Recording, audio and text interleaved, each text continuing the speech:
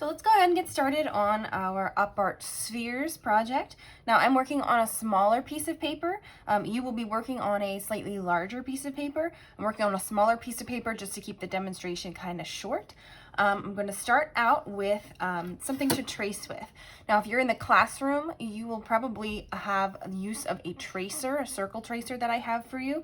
If you are at home, you can use a roll of tape if you have that. You can use a bowl, a small bowl or something round to trace with. If that's what you have at home, that's fine. Doesn't really matter what it is as long as it is a circle shape and you can trace with it. So I'm starting out with my pencil and I'm just going to trace around. And you want your lines to be pretty light, so you're not going to use a lot of pressure here. When we're working with pencil for this project, it's really important to make sure that your lines are light because the sphere is going to be kind of the star of the show, and you don't want your pencil lines to be too dark to kind of take over from that sphere.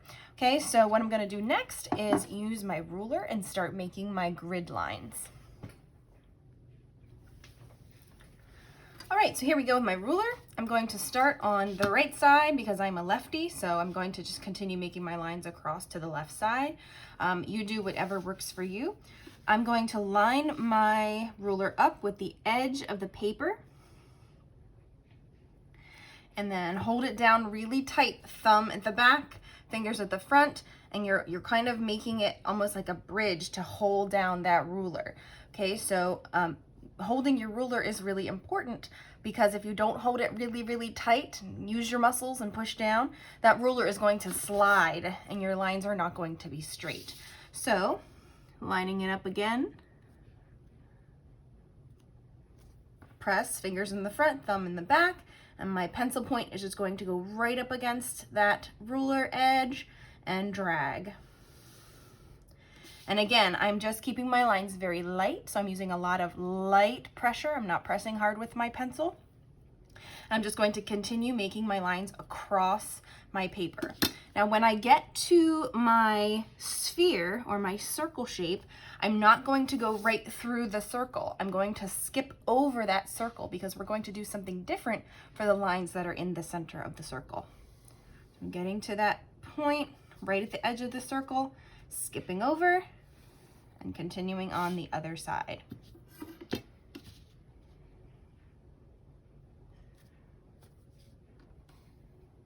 Hop over, continue on the other side.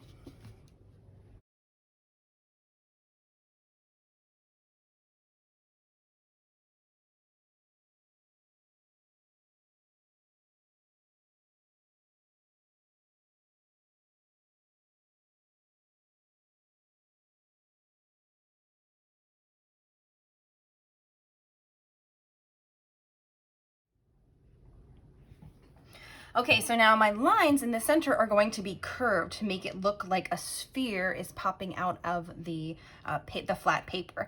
And spheres often have curved lines.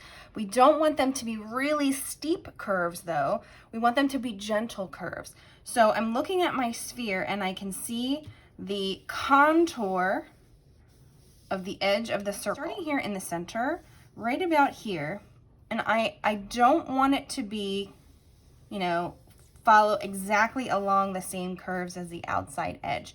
So this inner part, this inner curve is just going to be a soft, gentle curve that curves out towards the left side.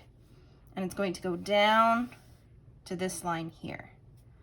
So I'm just going to lightly kind of sketch my line.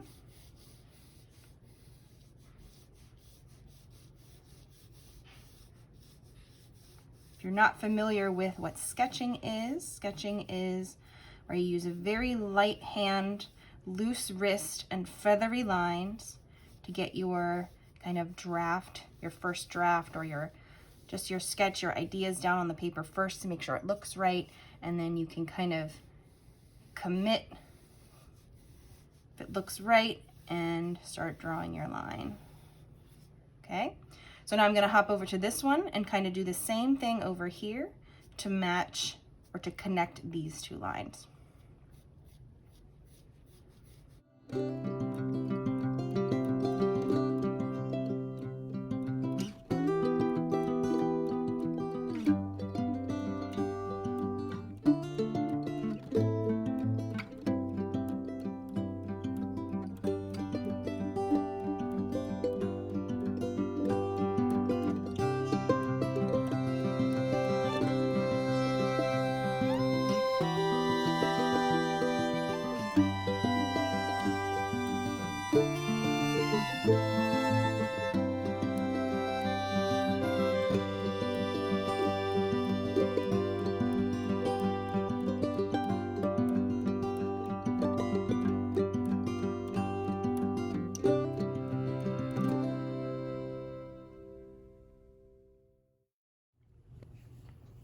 Okay, so the last step for part 1 is just to start marking off your spaces to create kind of a checkerboard pattern. So we're going in an AB pattern. So every other space is going to get slashed or checked just to indicate next time where you're going to color.